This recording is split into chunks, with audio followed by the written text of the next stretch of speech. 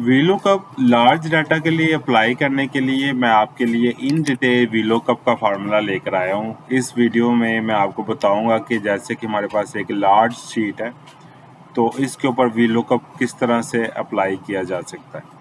इतनी बड़ी शीट है तो हमें ऊपर जो इसका बॉर्डर्स हैं, इसकी जो हाइडिंग्स है, इन्हें हमें करना पड़ेगा, फ्रीज करना पड़ेगा, ताकि जब हम वीलुकअप अप्लाई करें और शीट के बॉटम तक जाएं तो ये शीट की जो हाइडिंग्स है वो गुम ना हो। ठीक है, तो चले चलते हैं फार्मूले को अप्लाई करते हैं। तो मेरे पास पहले जो डाटा है उससे समझ लें, मेरे पास प्रोडक्ट का जो बारकोड है वो यहाँ पर मेंशन किए हुए हैं सारे के सारे बारकोड वाइज। और ये मेरे पास स्टोर की इन्वेंट्री पड़ी हुई है कि स्टोर नंबर 1 में 2 पीसीस हैं, स्टोर नंबर 2 में 4 पीसीस हैं, स्टोर नंबर 3 में 6 पीसीस हैं, सो ऑन। तो मुझे किसी भी बारकोड और प्रोडक्ट की डिटेल्स निकालनी है तो उसके लिए मैं वीलुकअप का फार्मूला अप्लाई करूँगा। तो वीलुकअप का फार्मूला अप्लाई करने के लिए मैं शीट को जूम इन कर देता हूँ और उसके बाद जूम आउट करूँगा और फिर आपके सामने एक्सेल मैजिक टिक को शो करूँगा। तो सबसे पहले आपने इज इक्वल का साइन प्रेस कर लेना है।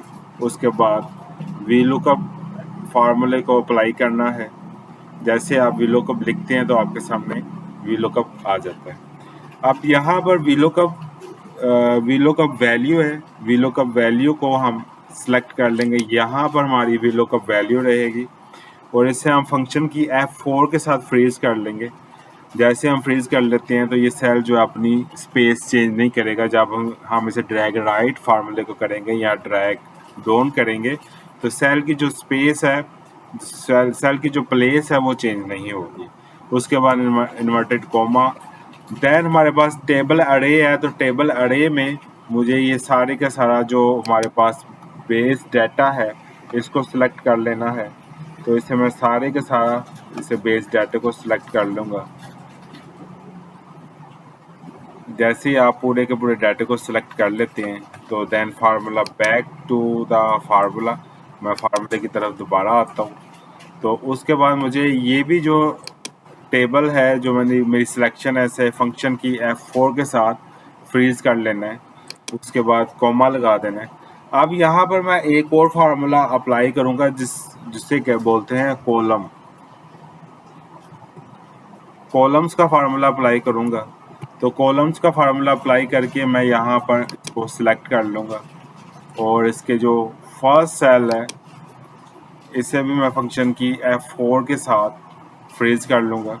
Then then bracket close and inverted comma. And यहाँ पर मुझे एग्जैक्ट मैच को सिलेक्ट करना है। जैसे मैं एग्जैक्ट मैच को सिलेक्ट कर लेता हूँ उसके बाद मेरा फार्मूला अप्लाई हो जाता है। अब जैसे ही मैं यहाँ पर 101 प्रोडक्ट का बारकोड लिखता हूँ तो आप देख सकते हैं कि यहाँ पर 101 बार की जो स्टोर नंबर 1 पर है इन्वेंट्री यहाँ पर 2 पड़ी हुई है।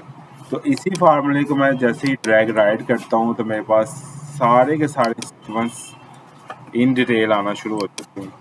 जैसे ये देखिए डाटा काफ़ी बड़ा है तो यहाँ पर सारी की सारी डिटेल्स आपके सामने आ चुकी है। अब मैं यहाँ पर अपने बारकोड चेंज करता हूँ। जैसे कि मैं 102 कर देता हूँ। जैसे मैं 102 करता हूँ तो ये देखिए स्टोर नंबर 1 पर इसकी इन्वेंट्री 4 है, स्टोर नंबर 2 पर इन्वेंट्री 6 है, स्टोर नंबर 3 पर 8 है, स्टोर नंबर 4 पर 10 है। तो अगर आप कोई से भी यहाँ पर सिर्फ बारकोड आप देखेंगे तो आपके सामने रिजल्ट्स सेम टू सेम आ जाएंगे। अच्छा, इसमें एक चीज़ ये भी है कि अगर आपके डाटाबेस में कोई चेंजेस आती है, लेट्स सपोज कि मैं यहाँ पर 101 पर लिखता हूँ, इन्वेंट्री यहाँ पर सेल होकर 0 हो गई है, तो वही रिजल्ट्स आपके सामने ऊपर भी आ जाएंगे। जैसे जैसे चेंज आता जाएगा इन्वेंट्री में वही रिजल्ट्स आते जाएंगे। आप देखिए मेरे पास बहुत सारे जो है ना, ये एक लार्ज डाटा है।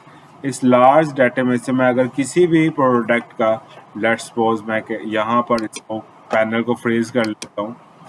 तो जैसे मैं पैनल को फ्रीज कर लेता हूँ यहाँ से तो मेरे पास इसकी ये देखिए पैनल फ्रीज हो गया। अब मैं यहाँ से किसी एक इन्वेंट्री को पकड़ता हूँ 135 को मैं एंटर करूँगा तो यहाँ पर मेरे पास सारे के सारे 135 के देखें 135 में जो बारकोड था स्टोर नंबर 1 पर इन्वेंट्री 70 पड़ी हुई है, स्टोर नंबर 2 पर इन्वेंट्री 72 पड़ी हुई है, स्टोर नंबर 4 पर इन्वेंट्री 76 पड़ी हुई है।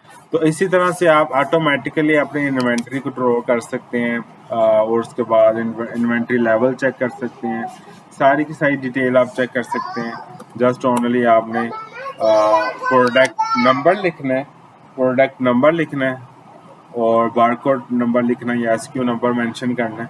जैसे आप मेंशन करेंगे तो आपके सामने सारे के सारे रिजल्ट्स सामने आ जाएंगे। तो ये एक लार्ज डाटा के ऊपर मैंने अप्लाई किया है वीलुकअप को।